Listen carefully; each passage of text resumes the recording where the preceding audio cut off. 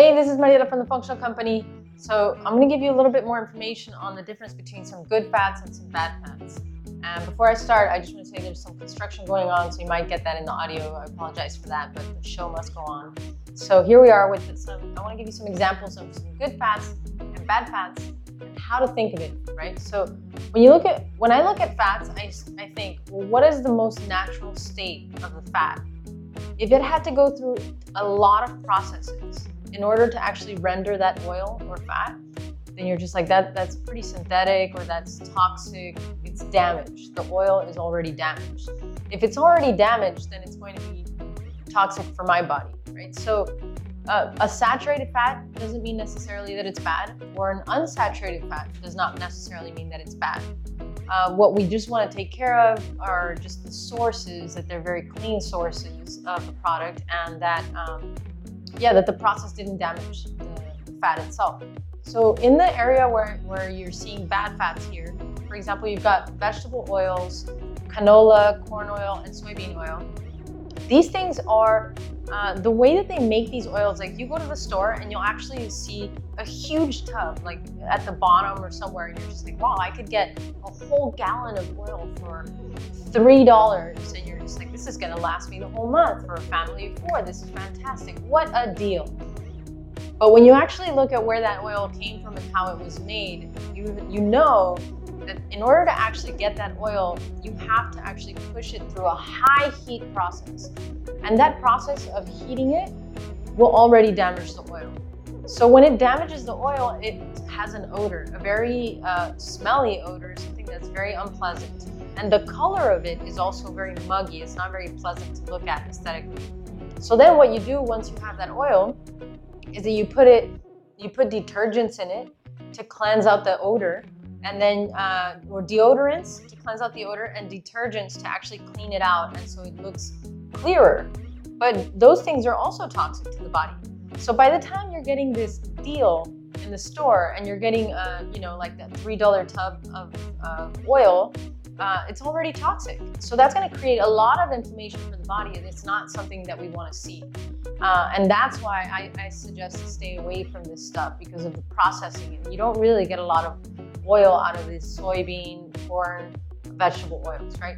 The other one to stay away from are something called hydrogenated fats. So if you remember in the last episode, I talked about saturated fats and unsaturated fats.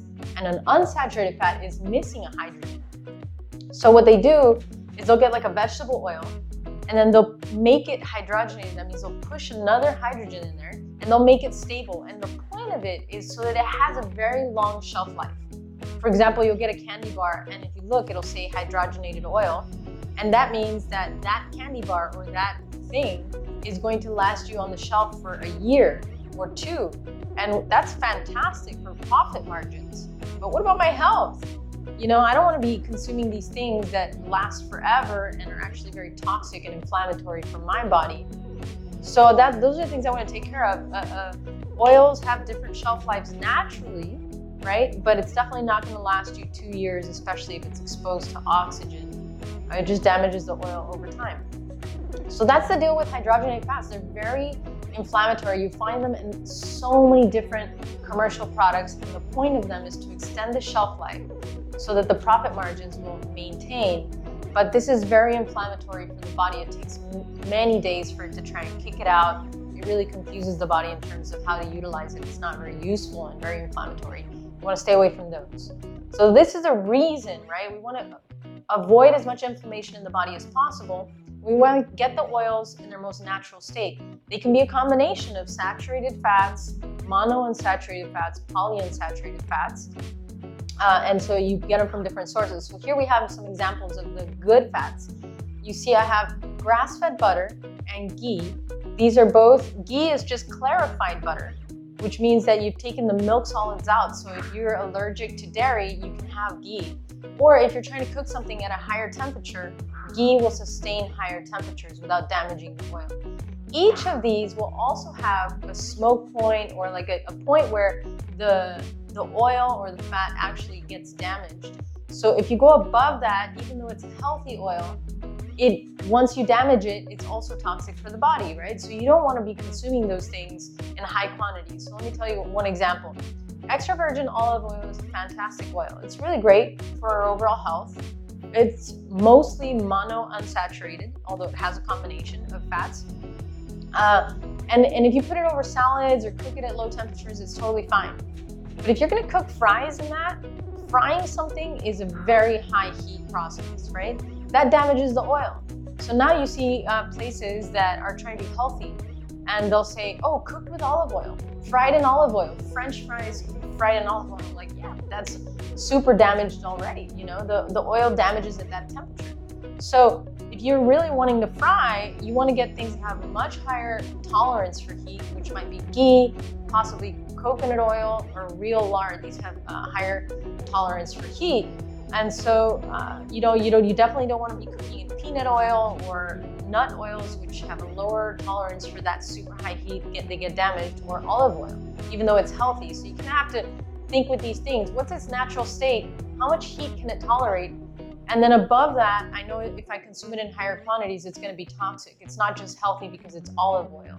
You know what I'm saying? So those are things to keep in mind. But this would be a list of some examples of fats and oils that are very healthy for the body, and you can kind of get a variety of them. So we've got coconut oil, ghee, grass-fed butter, real lard, tallow, what else do I have here? Avocado or avocado oil, and raw dairy. These are fantastic. Now, you just want to get a mixture because you're going to get a variation of different fats, and some of them you like to cook with, some of them you prefer to have them in your salad, some of them prefer to fry with, etc., right? So then here in the middle, I put some nuts. Nuts have oil as well. They have some amount of fat. But the thing with nuts is that if you consume them in small quantities, they're healthy. They've got nutrients and fats.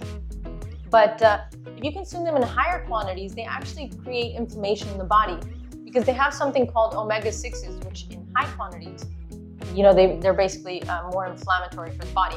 So it's not good to go nuts on nuts. It's not like, oh yeah, nuts are great for me, so now I'm going to have the almond tortillas, and I'm also going to have the almond milk, and I'm also going to have nuts as a snack, and I'm also going to have almond bread, and I'm also going to have, you know what I mean? Now we're just saturating our body with all these nuts, and it goes from being something that's very healthy to then suddenly becoming something that's inflammatory. So with nuts, it's nice to get a variation because there's different nutrients in different nuts. Better to just kind of have smaller quantities and just kind of don't go nuts on nuts. That's kind of the general principle there.